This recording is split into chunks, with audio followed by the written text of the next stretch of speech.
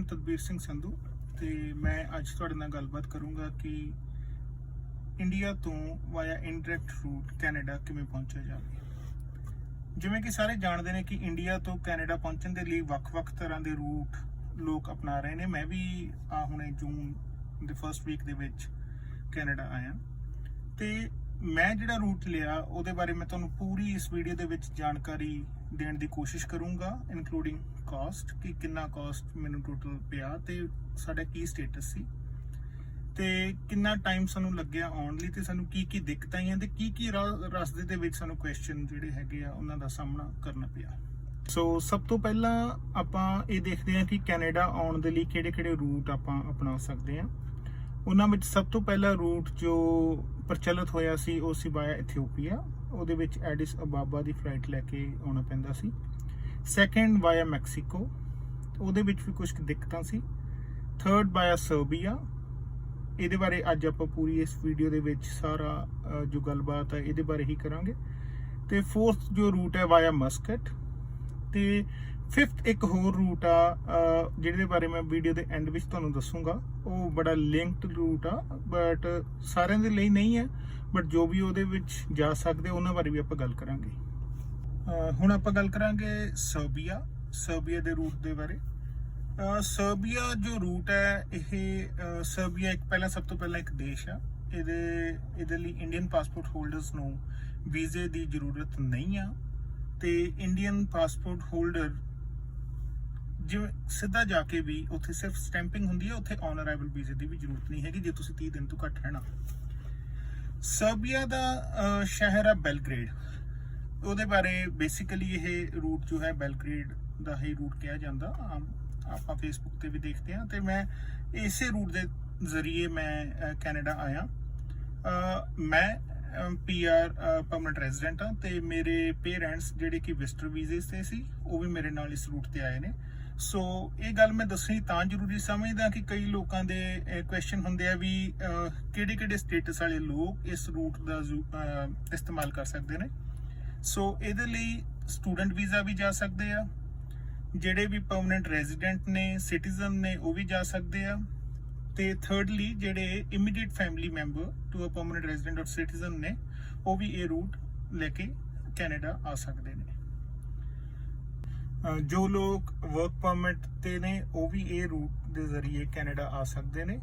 ਤੇ ਸੈਕੰਡਲੀ ਇੱਕ ਹੋਰ ਗੱਲ ਮੈਂ ਦੱਸਣੀ ਚਾਹੁੰਦਾ ਕਿ ਜੋ ਲੋਕ ਟੂਰਿਸਟ ਵੀਜ਼ੇ ਤੇ ਨੇ ਬਟ ਕਿਸੇ ਵੀ ਉਹਨਾਂ ਦਾ ਕੋਈ ਵੀ ਇਮੀਡੀਏਟ ਫੈਮਿਲੀ ਮੈਂਬਰ ਜਾਨੀ ਕਿ ਬ੍ਰਦਰ, ਸਿਸਟਰ, ਪੇਰੈਂਟ ਜਾਂ ਫਿਰ ਉਹਨਾਂ ਦਾ ਕੋਈ ਬੱਚਾ ਕੈਨੇਡਾ ਦੇ ਵਿੱਚ ਪਰਮਨੈਂਟ ਰੈਜ਼ੀਡੈਂਟ ਜਾਂ ਸਿਟੀਜ਼ਨ ਨਹੀਂ ਹੈ ਤਾਂ ਉਹ ਇਸ ਰੂਟ ਦੇ ਜ਼ਰੀਏ ਨਹੀਂ ਆ ਸਕਦੇ। ਮੈਂ ਫਿਰ ਦੱਸਦਾ, ਵਿਜ਼ਟਰ ਵੀਜ਼ੇ ਵਾਲੇ ਉਹੀ ਲੋਕ ਆ ਸਕਦੇ ਨੇ ਜਿਨ੍ਹਾਂ ਦਾ ਕੋਈ ਵੀ ਇਮੀਡੀਏਟ ਫੈਮਿਲੀ ਮੈਂਬਰ ਇੱਥੇ ਪਰਮਨੈਂਟ ਰੈਜ਼ੀਡੈਂਟ ਹੈ। ਤੇ ਵਰਕ ਪਰਮਿਟ ਵਾਲੇ ਵੀ ਇਸ ਰੂਟ ਦਾ ਇਸਤੇਮਾਲ ਕਰ ਸਕਦੇ ਨੇ, ਇਸ ਰੂਟ ਦੇ ਜ਼ਰੀਏ ਆ ਸਕਦੇ ਨੇ। ਉਹ ਮੈਂ ਦੱਸੂਗਾ ਵੀ ਕਿਸ ਤਰੀਕੇ ਦੇ ਨਾਲ ਅੱਗੇ ਕੀ ਕਰ ਸਕਦੇ ਆਪਾਂ। ਸਭ ਤੋਂ ਪਹਿਲਾਂ ਮੈਂ ਤੁਹਾਨੂੰ ਦੱਸਦਾ ਵੀ ਜਿਹੜਾ ਬੈਲਗ੍ਰੇਡ ਆ, ਜਦੋਂ ਤੁਸੀਂ ਉੱਥੇ ਪਹੁੰਚਣਾ ਉਹਦੀ ਇੱਕ ਰਿਕੁਆਇਰਮੈਂਟ ਹੈ ਕਿ ਤੁਹਾਨੂੰ RT-PCR ਟੈਸਟ ਤੁਹਾਡਾ ਉਹ 48 ਆਵਰਸ ਵਿਦਿਨ ਅਰਾਈਵਲ ਹੋਣਾ ਚਾਹੀਦਾ। ਮੈਂ ਇੱਥੇ ਦੁਬਾਰਾ ਇਸ ਗੱਲ ਨੂੰ ਫੇਰ ਬੜੇ ਬਰੀਕੀ ਦੇ ਨਾਲ ਦੱਸਣਾ ਚਾਹੁੰਦਾ ਕਿ ਵਿਦ ਅਰਾਈਵਲ ਟਾਈਮ ਦੇ 48 ਘੰਟੇ ਦੇ ਵਿੱਚ ਤੁਹਾਡਾ RT-PCR ਟੈਸਟ ਹੋਣਾ ਚਾਹੀਦਾ। ਇਹ ਡਿਪਾਰਚਰ ਆਫ ਫਲਾਈਟ ਨਹੀਂ, ਅਰਾਈਵਲ। ਤੁਸੀਂ ਬੈਲਗ੍ਰੇਡ ਜਦੋਂ ਪਹੁੰਚਦੇ ਹੋ, ਮੰਨ ਲਓ ਤੁਹਾਡੀ 24 ਘੰਟੇ ਦੀ ਫਲਾਈਟ ਹੈ ਤੇ 24 ਘੰਟੇ ਉਸ ਤੋਂ ਫਲਾਈਟ ਤੋਂ 24 ਘੰਟੇ ਦੇ ਪਹਿਲਾਂ ਦੇ ਵਿੱਚ ਤੁਹਾਡਾ ਟੈਸਟ ਤੁਸੀਂ ਉਹ ਕਰਨਾ ਤੇ ਉਹ ਜਿਹੜਾ ਕਿ ਵੈਲਿਡ ਮੰਨਿਆ ਜਾਊਗਾ। ਮੇਰੀ ਫਲਾਈਟ ਜੂਨ 1 ਦੀ ਸੀ, ਮਤਲਬ 31 ਮਈ ਤੇ ਜੂਨ 1 ਦੀ ਰਾਤ ਦੇ ਦਰਮਿਆਨ ਮੇਰੀ ਫਲਾਈਟ ਸੀ। ਲਫਥਾਂਜ਼ਾ ਦੇ ਥਰੂ ਮੇਰਾ ਸਾਰਾ ਟ੍ਰਿਪ ਇਹ ਜੋ ਹੈ ਕਵਰ ਹੋਇਆ। ਉਹਦੇ ਵਿੱਚ ਕੀ ਆ ਕਿ ਮੈਂ ਜੋ RT-PCR ਉਹ ਦਿੱਲੀ 에ਅਰਪੋਰਟ ਦੇ ਉੱਪਰ ਜਾ ਕੇ ਫਲਾਈਟ ਵਾਲੀ ਰਾਤ ਤੋਂ ਪਹਿਲਾਂ ਉੱਥੇ ਸਵੇਰੇ ਤਕਰੀਬਨ 8 ਵਜੇ ਆ ਕੇ ਤੇ ਕਰਵਾਇਆ ਤੇ ਤਕਰੀਬਨ 6 ਤੋਂ 7 ਘੰਟੇ ਦੇ ਵਿੱਚ ਮੈਨੂੰ ਉਹਦੇ ਰਿਜ਼ਲਟ ਆ ਗਏ ਸੀ। ਹੁਣ ਦੂਸਰੀ ਗੱਲ ਇਹ ਬਣਦੀ ਹੈ ਕਿ ਆਪਾਂ ਫਲਾਈਟ ਦੀ ਚੋਣ ਕਿਵੇਂ ਕਰਨੀ ਹੈ। ਦੇਖੋ, ਫਲਾਈਟ ਲਫਥਾਂਜ਼ਾ ਜੋ ਹੈ ਉਹ ਇੰਡੀਆ ਦੇ ਵਿੱਚੋਂ ਜਿਹੜੀ ਹੈਗੀ ਆ ਸਾਰਿਆਂ ਨੂੰ ਬੈਸਟ ਫਲਾਈਟ ਆ ਬੈਲਗ੍ਰੇਡ ਪਹੁੰਚਣ ਦੇ ਲਈ।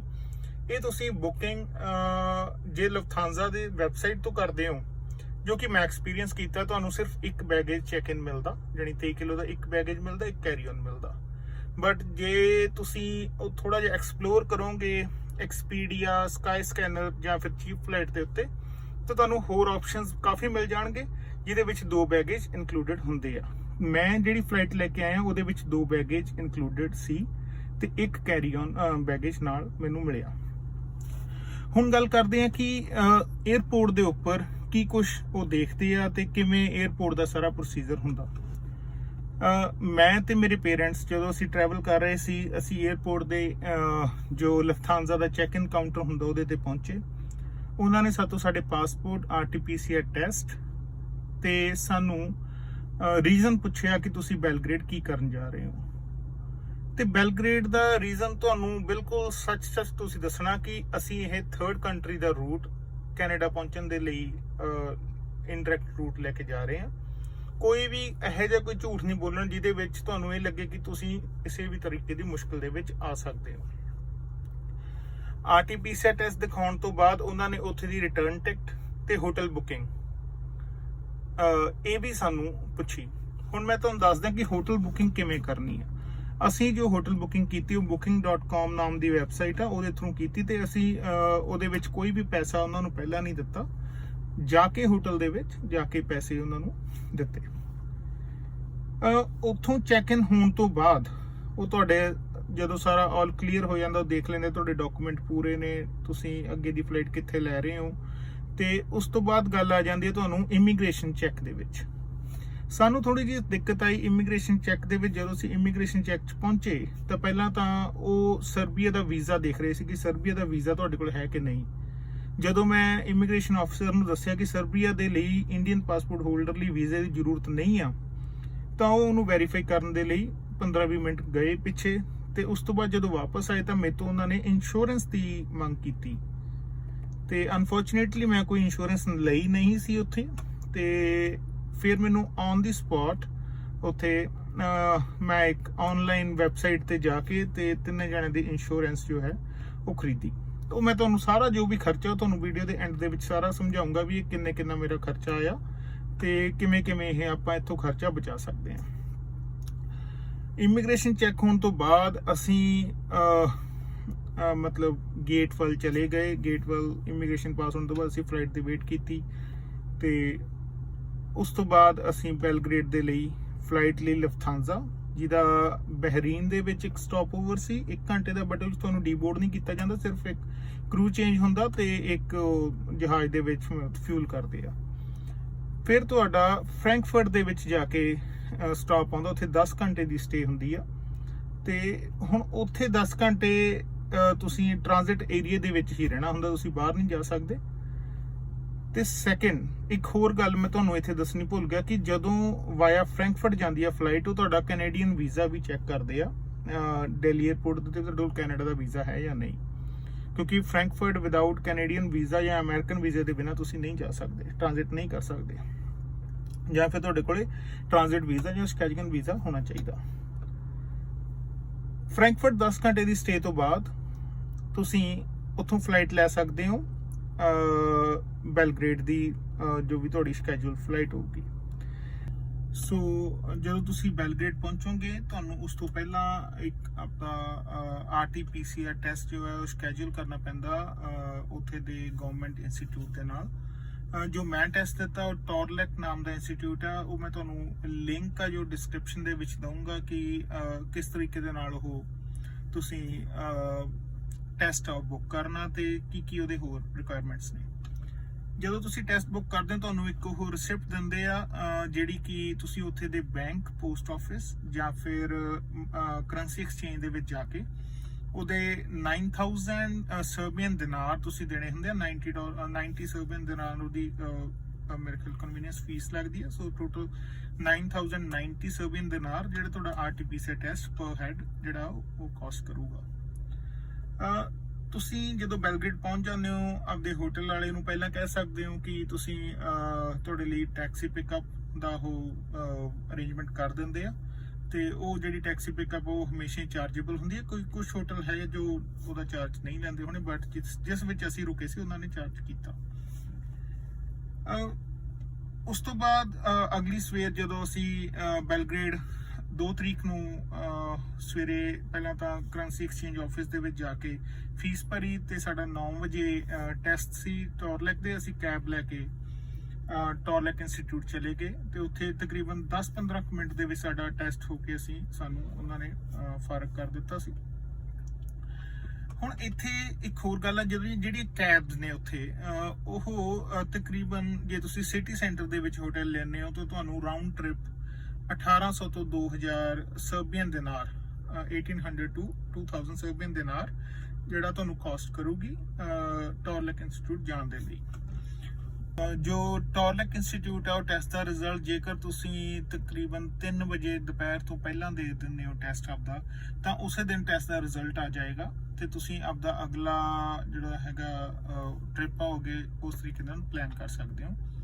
ਅਦਰਵਾਈਜ਼ 24 ਆਵਰਸ ਦਾ ਉਹਨਾਂ ਦਾ ਟਾਈਮ ਹੈ ਕਿ 24 ਆਵਰਸ ਦੇ ਵਿੱਚ ਟੈਸਟ ਦਾ ਰਿਜ਼ਲਟ ਆਉਂਦਾ, ਬਟ ਸਾਡਾ ਟੈਸਟ ਦਾ ਰਿਜ਼ਲਟ ਤਕਰੀਬਨ 6 ਤੋਂ 8 ਘੰਟੇ ਦੇ ਵਿੱਚ ਆ ਗਿਆ ਸੀ।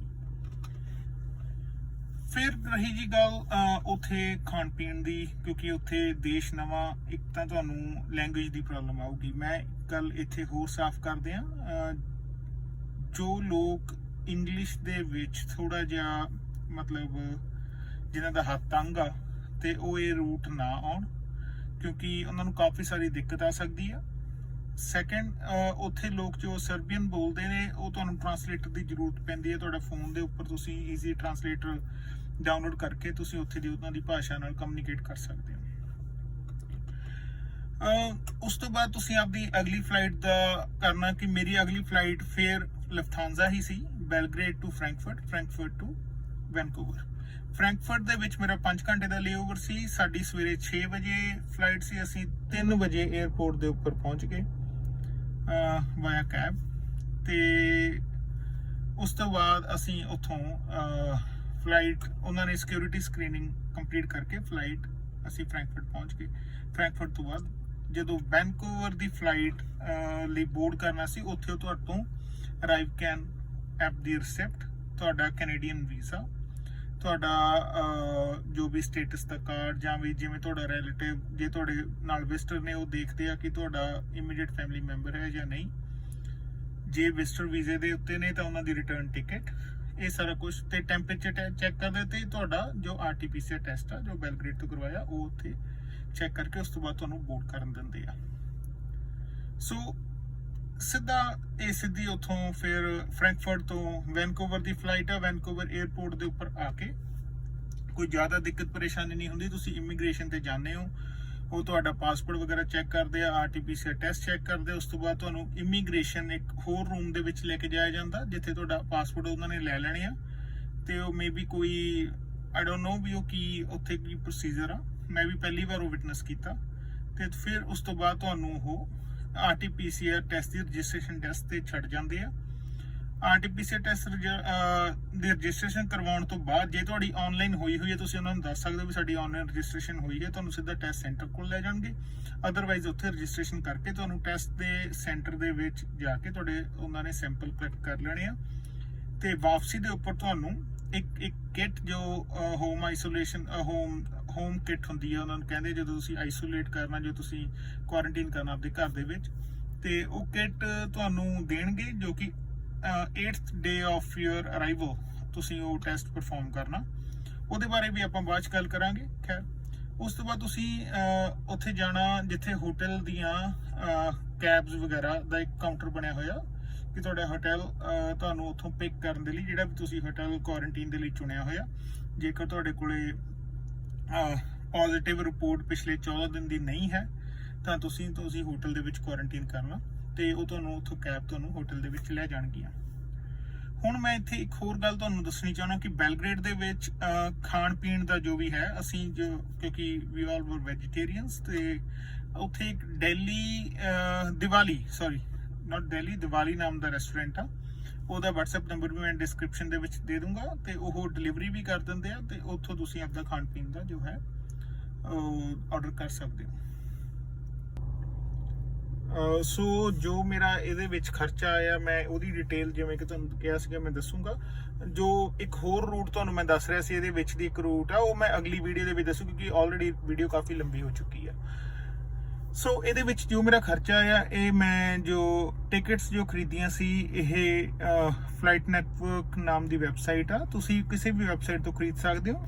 ਚੈੱਕ ਕਰ ਲਿਓ ਕਿ ਪ੍ਰਾਈਸ ਕੰਪੇਅਰ ਕਰਕੇ ਮੈਨੂੰ $1450 Canadian dollars per head from Delhi to Canada to Vancouver like ਦੋਨੋਂ ਫਲਾਈਟਸ ਮੈਨੂੰ ਟੋਟਲ ਇੰਨਾ ਕਾਸਟ ਕੀਤਾ ਸੀ।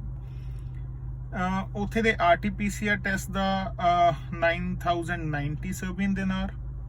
ਉੱਥੇ ਦਾ ਹੋਟਲ ਸਟੇ ਤਕਰੀਬਨ ਤੁਸੀਂ ਜਿਵੇਂ ਵੀ ਹੋਟਲ ਜਿਹੜਾ ਵੀ ਚੂਜ਼ ਕਰਨਾ ਤੁਸੀਂ booking.com ਜਾਂ ਹੋਰ ਵੈਬਸਾਈਟ ਤੋਂ ਦੇਖ ਸਕਦੇ ਹੋ। ਤੁਸੀਂ ਆਪਦੇ ਪਾਕਟ ਦੇ ਹਿਸਾਬ ਨਾਲ ਜਿਵੇਂ ਵੀ ਦੇਖਣਾ ਤੁਸੀਂ ਚੂਜ਼ ਕਰ ਸਕਦੇ ਹੋ, ਉਹ ਮਤਲਬ ਵੇਰੀਏਬਲ ਆ। ਤੇ ਉਹਦੇ ਤੇ ਸਾਡਾ ਜਿਹੜਾ ਟੋਟਲ ਖਾਣ ਪੀਣ ਤੋਂ ਲੈ ਕੇ ਟੈਕਸੀ ਦਾ ਜਾਂ ਹੋਰ ਜਿੰਨਾ ਵੀ ਟੋਟਲ ਖਰਚਾ ਹੈ ਤਕਰੀਬਨ $800 Canadian dollar. Hotel, food, cab transfer, RT-PCR ਇਹ ਸਾਰਾ ਵਿੱਚ ਇਨਕਲੂਡਡ ਆ 3 ਜਣਿਆਂ ਦਾ। ਸੋ ਇਹ ਰੂਟ ਜਿਹੜੇ ਮਤਲਬ ਬੱਚਿਆਂ ਨਾਲ ਸਫ਼ਰ ਕਰ ਰਹੇ ਨੇ ਉਹਨਾਂ ਲਈ ਵੀ ਬਿਲਕੁਲ ਠੀਕ ਆ, ਬਟ ਇੱਕ ਗੱਲ ਜ਼ਰੂਰ ਹੈ ਕਿ ਰੂਟ ਥੋੜਾ ਜਿਹਾ ਲੰਬਾ, ਤੇ ਜੇ ਉਹ ਟ੍ਰਾਂਜ਼ਿਟ ਦੇ ਵਿੱਚ ਹੋਟਲ ਲੈ ਲੈਣ ਤਾਂ ਬਹੁਤ ਚੰਗੀ ਗੱਲ ਹੈ ਕਿਉਂਕਿ ਫਰੈਂਕਫਰਟ ਦੇ ਵਿੱਚ ਹੋਟਲ ਮਿਲ ਜਾਂਦਾ। ਤੇ ਬਾਕੀ ਹੋਰ ਇਹ ਬਿਲਕੁਲ ਸੇਫ ਰੂਟ ਆ, ਕੋਈ ਇਹਦੇ ਵਿੱਚ ਦਿੱਕਤ ਨਹੀਂ ਤੇ ਬਹੁਤ ਸਾਰੇ ਲੋਕ ਇਹ ਰੂਟ ਦੇ ਵਿੱਚ ਦੀ ਪਹੁੰਚੇ ਨੇ। ਜੇ ਤੁਹਾਨੂੰ ਕੋਈ ਵੀ ਕੰਸਰਨ ਆ ਜਾਂ ਕੁਐਸਚਨ ਆ ਕਿਸੇ ਵੀ ਚੀਜ਼ ਦੇ ਰਿਗਾਰਡਿੰਗ ਤਾਂ ਤੁਸੀਂ ਮੈਨੂੰ ਇਸ ਵੀਡੀਓ ਦੇ ਥੱਲੇ ਕਮੈਂਟ ਕਰਕੇ ਪੁੱਛ ਸਕਦੇ ਹੋ ਤੇ ਮੈਂ ਕੋਸ਼ਿਸ਼ ਕਰੂੰਗਾ ਕਿ ਤੁਹਾਡੇ ਸਾਰੇ ਕੁਐਸਚਨਸ ਦਾ ਆਨਸਰ ਦਿਆਂ। ਤੇ ਹੋਪ ਕਰਦਾ, ਮੈਂ ਪ੍ਰਮਾਤਮਾ ਅੱਗੇ ਅਰਦਾਸ ਕਰਦਾ ਕਿ ਤੁਸੀਂ ਸਾਰੇ ਆਪਦੀਆਂ ਮੰਜ਼ਿਲਾਂ ਤੇ ਟਾਈਮ ਸਿਰ ਪਹੁੰਚੋ। ਕਿਉਂਕਿ ਇੱਕ ਵਾਰ ਕਿਸੇ ਨੇ ਬੀਰਬਲ ਨੂੰ ਅਕਬਰ ਬਾਦਸ਼ਾਹ ਨੇ ਪੁੱਛਿਆ ਕਿ ਮੈਨੂੰ ਇੱਕ ਇਹੋ ਜਿਹਾ ਵਾਕ ਸੁਣਾ ਕਿ ਜੇ ਮੈਂ ਖੁਸ਼ੀ ਵਾਲੇ ਟਾਈਮ ਉਹਨੂੰ ਪੜ੍ਹਾਂ ਤਾਂ ਮੈਂ ਦੁਖੀ ਹੋ ਜਾਂ ਤੇ ਜੇ ਮੈਂ ਦੁੱਖ ਵਾਲੇ ਟਾਈਮ ਉਹਨੂੰ ਪੜ੍ਹਾਂ ਤੇ ਮੈਂ ਖੁਸ਼ ਹੋ ਜਾਂ। ਤੇ ਬੀਰਬਲ ਨੇ ਇੱਕੋ ਹੀ ਗੱਲ ਕਹੀ ਕਿ ਇਹ ਵਕਤ ਬੀਤ ਜਾਏਗਾ। ਸੋ ਜੋ ਇਹ ਟਾਈਮ ਚੱਲ ਰਿਹਾ, ਮਾੜਾ ਟਾਈਮ ਚੱਲ ਰਿਹਾ ਇਸ ਟਾਈਮ ਦੇ ਉੱਤੇ ਦਿੱਕਤ ਪਰੇਸ਼ਾਨੀ ਵਾਲਾ, ਇਹ ਵਕਤ ਵੀ ਬੀਤ ਜਾਏਗਾ। Hope for the best. ਸਾਰਿਆਂ ਨੂੰ ਪਰਮਾਤਮਾ ਖੁਸ਼ ਰੱਖੇ, ਆਬਾਦ ਰੱਖੇ ਤੇ ਸਾਰੇ ਆਪਦੀ ਮੰਜ਼ਿਲਾਂ ਦੇ ਵਿੱਚ ਖੁਸ਼ੀ ਰਾਜੀ ਖੁਸ਼ੀ ਪਹੁੰਚਣ। Thank you very much. ਜੇ ਤੁਹਾਨੂੰ ਵੀਡੀਓ ਚੰਗੀ ਲੱਗੀ ਤਾਂ ਇਹਨੂੰ ਸ਼ੇਅਰ ਕਰ ਦਿਓ। ਤੇ ਜਿਹੜੀ ਨੈਕਸਟ ਵੀਡੀਓ ਮੈਂ ਤੁਹਾਨੂੰ ਇੱਕ ਹੋਰ ਤੁਹਾਨੂੰ ਦੱਸਦਾ ਵੀ ਜਿਹੜਾ ਇੱਕ ਹੋਰ ਰੂਟ ਹੈ, ਕਾਫੀ ਲੰਬੀ ਹੋ ਗਈ, ਅਦਰਵਾਈਜ਼ ਮੈਂ ਇਹਦੇ ਵਿੱਚ ਹੀ ਕਵਰ ਕਰ ਦੇਣਾ ਸੀ ਤੇ ਉਹਦੇ ਵਿੱਚ ਨੈਕਸਟ ਵੀਡੀਓ ਦੇ ਵਿੱਚ ਆਊਗਾ। ਤੇ ਜੇਕਰ ਤੁਸੀਂ ਇਸ ਰੂਟ ਦੇ ਜ਼ਰੀਏ ਤੁਸੀਂ ਪਹੁੰਚੋ ਤਾਂ ਕਿਰਪਾ ਕਰਕੇ 3 ਜਣਿਆਂ ਦੀ ਹੋਰ ਜ਼ਰੂਰ ਮਦਦ ਕਰਿਓ ਕਿਉਂਕਿ ਇਹੀ ਜੋਏ ਆਫ ਸ਼ੇਅਰਿੰਗ। ਮੈਂ ਕੋਈ ਪ੍ਰੋਫੈਸ਼ਨਲ ਯੂਟਿਊਬਰ ਨਹੀਂ ਆ ਤੇ ਮੇਰਾ ਸਿਰਫ ਇੱਕ ਮੈਸੇਜ ਦੇਣ ਦਾ ਹੈਗਾ ਕਿ ਜਦੋਂ ਕਿਸੇ ਨਾਲ ਤੁਸੀਂ ਆਪਦਾ ਐਕਸਪੀਰੀਅੰਸ ਸ਼ੇਅਰ ਕਰਕੇ ਕਿਸੇ ਦੀ ਮਦਦ ਕਰਦੇ ਹੋ ਤੁਹਾਨੂੰ ਇੱਕ ਵੱਖਰੀ ਖੁਸ਼ੀ ਮਿਲਦੀ ਆ। ਤੁਸੀਂ ਉਹਦਾ ਅਹਿਸਾਸ ਉਦੋਂ ਹੀ ਮਾਣ ਸਕਦੇ ਹੋ ਜਦੋਂ ਤੁਸੀਂ ਕਿਸੇ ਦੀ ਮਦਦ ਕਰੋਗੇ। ਧੰਨਵਾਦ। Thank you.